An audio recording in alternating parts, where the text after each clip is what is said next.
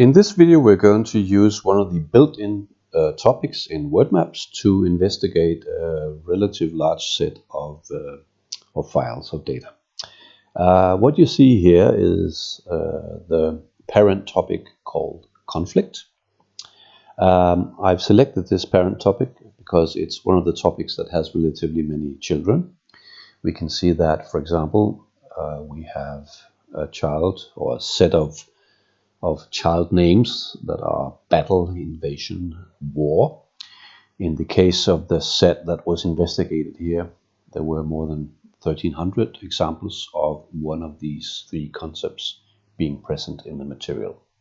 We have an almost equally frequent topic or child topic called duel, fight, rivalry, vendetta. There can be provoking or threatening, protests, revolution, riot, animosity, and so forth. The list continues down here. We see towards the end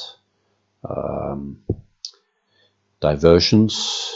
We see harassment, hetzing, mobbing, banning, entanglement, filibustering, and anti-establishment populism. Now, this doesn't suggest that these are the average frequencies of these topics. This is just an example of what was found investigating a particular set of data. Now, we're going to use it in a relatively well-known set of data, and we have it here in our built-in WordMaps platform. It's part of the so-called official project, and we open that to see if we can find it. It's down here towards the end, and it's called the State of the Union addresses as presented by United States President. We see that there are 240 of these texts, and that is because it goes all the way back to 1790, where George Washington had his first presentation before a joint Congress. And it goes up to, well, let's take the last one, 2019, where just recently, on the 5th of February, Donald J. Trump had his third presentation before a joint Congress. Technically speaking, only the last two of these are actually State of the Union addresses, but he did address Congress 3 times. So we have selected now these texts, which we take the full set, all 240 of them, and I'm going to use a presentation format where we can see the results relevant to all the files in just one representation. And the one we are going for here is the timeline that allows us to select data from up to 7 different folders. We just, in this case, are selecting some text from one folder, actually all the text from this one folder. So we click that. And all we have to do now is actually to name our topic. And I already proposed the topic conflict. So I'll just write conflict. And it comes up here. And we can see that, yes, we do have what we could now call our parent topic, conflict. It has several children, and some of these children have children on their own. For example, there is here a stormer of some sort, and a specific example of a stormer is an iconoclast. Or there can be a sub area called animosity in general, and we have a child in that area that is called enemy. Or we could have further down here, there can be some kind of fire going on of a conflict nature, and the fire that we could encounter in this area might be the media fire, and so forth. We're just going to now select the parent called conflict, which again is a child of a more general or more primitive or fundamental topic area called a difference in its many different aspects. So we select conflict and run the analysis on our data. So we're now going to see history unfolding, and actually we have it here already.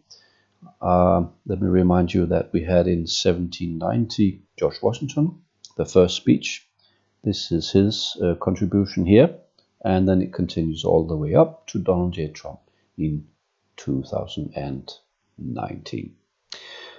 Now, what can we see from this analysis? Well, actually quite a few things. One thing that may be interesting is to notice how it does get pretty close to the zero, but never really all the way down. So that tells us that in every one of the speeches over these more than 200 years, we have some kind of mention, some kind of reference to the theme conflict.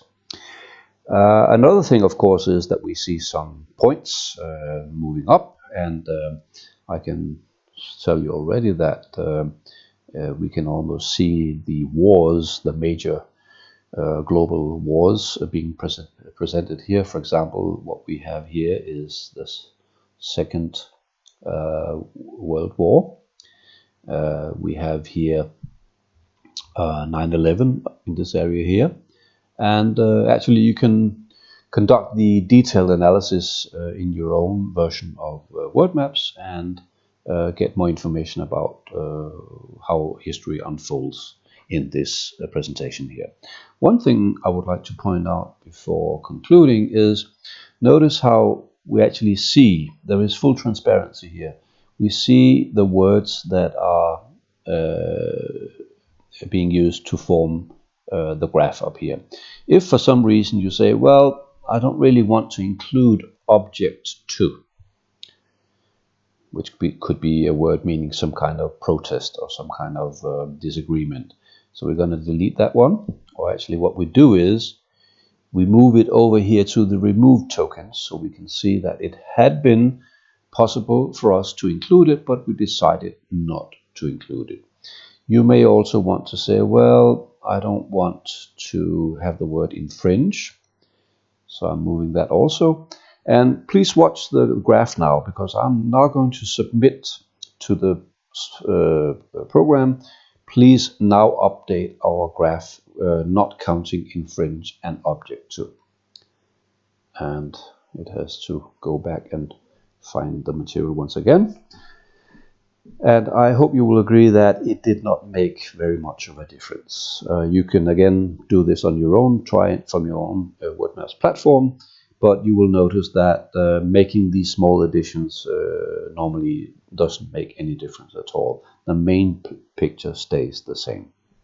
So this was an example of using a built-in topic from the WordMaps platform. Using it to create overview over several data, in this case the historical data of speeches, State of the Union addresses from 1790 to 2019. Thank you for watching and see you back soon.